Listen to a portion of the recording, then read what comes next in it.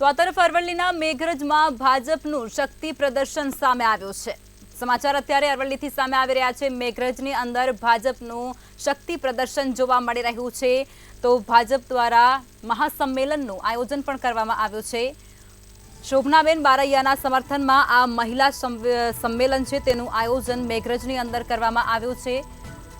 ભીખાજી ઠાકોર અને શોભનાબેન એક જ સ્ટેજ પર પણ જોવા મળ્યા હતા। ત્યારે ભીખાજી ઠાકોરનું સંમેલનમાં મોટું નિવેદન પણ સામે આવ્યું છે। આ સંમેલનની અંદર ભીખાજી ઠાકોર દ્વારા એક નિવેદન પણ આપવામાં આવ્યું છે જે ચર્ચાનો વિષય પણ બન્યો છે। પાર્ટીથી મોટું કોઈ નથી તેવું પણ ભીખાજી ઠાકોરે આ સંમેલનની અંદર નિવેદન આપ્યું છે।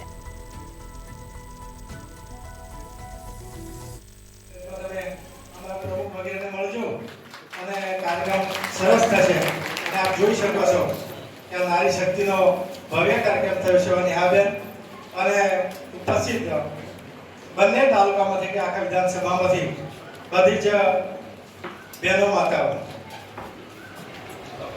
આમ તો આ બધાને ખબર છે કે શરૂઆતમાં આ ભાજપની ટિકિટ મને જાહેર પણ થઈ હતી પરંતુ સમીકરણ કંઈક નહીં બેઠું હોય અને મહિલાને આપવાની હશે અને એના બેજ ઉપર 10 દિવસ પછી આપણા સોમનાબેનને ટિકિટ આપી પરંતુ આ ભારતીય જનતા પાર્ટી છે આપણે બધા કહીએ છીએ કે વિશ્વની સૌથી મોટી પાર્ટી એટલે ભારતીય જનતા પાર્ટી અને આમ પણ કહીએ છીએ આપણે કે વ્યક્તિ પર પક્ષ એટલે આદરણીય અટલજીએ કહ્યું હતું કે વ્યક્તિ સે દલ સે બડા દેશ એટલે આપણા બધા જે કાર્યકર્તા છે ભારતીય જનતા પાર્ટીના કે આ દેશ માટે કામ કરતા કાર્યકર્તા છીએ અને આ દેશને જેવું નેતૃત્વની જરૂર હતી એવું નેતૃત્વ આદરણીય નરેન્દ્રભાઈ આ દેશને પૂરું પાડી રહ્યા છે।